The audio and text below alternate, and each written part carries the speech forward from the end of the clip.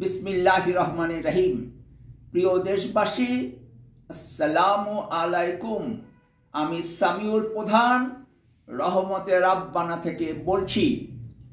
1954 সালের নির্বাচনের পূর্বে হোসেন শহীদ সোহরাওয়ার্দী ও মজলুম জননেতা মৌলানা আব্দুল হামিদ খান ভাসানীর নেতৃত্বাধীন আওয়ামী মুসলিম লীগ, শেরে বাংলা আবুল কাশেম ফজলুল হকের নেতৃত্বাধীন কৃষক শ্রমিক পার্টি, মৌলানা আতাহার আলীর নেতৃত্বাধীন নিজামী ইসলামী এবং হাজী দানেশের নেতৃত্বাধীন কমিউনিস্ট পার্টির সমন্বয়ে যুক্ত ফ্রন্ট গঠিত হয়।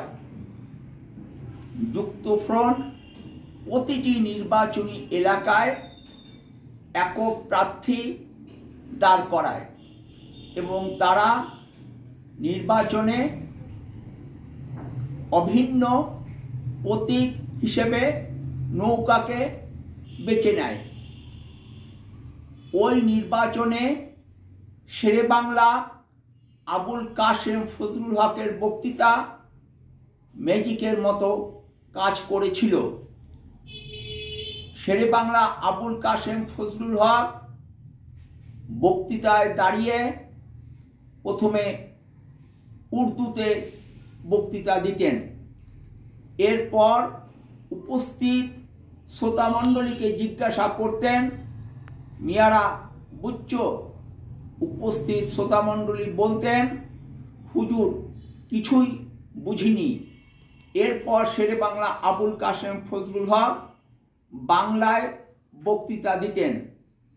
বাংলায় বক্তৃতা দেওয়ার পর তিনি উপস্থিত শ্রোতামণ্ডলীকে জিজ্ঞাসা করতেন, মিয়ারা বুঝছো? উপস্থিত শ্রোতামণ্ডলী বলতেন, হুজুর বুঝেছি। এরপর শেরে বাংলা আবুল কাশেম ফজলুল হক উপস্থিত শ্রোতামণ্ডলীর উদ্দেশ্যে বলতেন, মুসলিম লীগকে ভোট দিলে কিছুই বুঝতে পারবে না, আর যুক্তফ্রন্টকে ভোট দিলে বুঝতে পারবে। শেরে বাংলা আবুল কাশেম ফজলুল হকের এই বক্তৃতা 1954 সালের নির্বাচনে ম্যাজিকের মতো কাজ করেছিল। 1954 সালের নির্বাচনে মুসলিম লীগ মাত্র 9টি আসনে বিজয়ী হয়েছিল। এর মধ্যে 3টি আসন ছিল বৃহত্তর রংপুরে।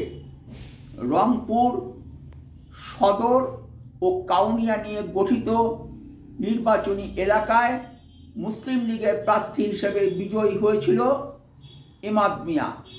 পার্শ্ববর্তী লালমনিরহাট, কুড়িগ্রাম ও ফুলবাড়ি আসনে মুসলিম লীগের প্রার্থী হিসেবে বিজয়ী হয়েছিল অ্যাডভোকেট পনিরউদ্দিন আহমেদ এবং এর পার্শ্ববর্তী নাগেশ্বরী ভুরুঙ্গামারী আসনে মুসলিম লীগের প্রার্থী হিসেবে বিজয়ী হয়েছিল সাইফুর রহমান। ওই নির্বাচনে ফজলুল কাদের চৌধুরী স্বতন্ত্র প্রার্থী হিসেবে বিজয়ী হয়ে পরে মুসলিম লীগে যোগ দিয়েছিল, আর খেলাফতে রাব্বানী একটি আসনে বিজয়ী হয়েছিল।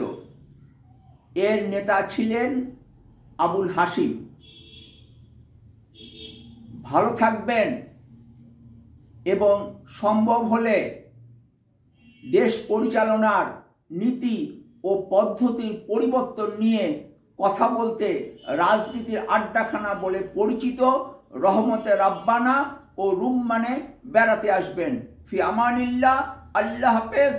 বাংলাদেশ জিন্দাবাদ।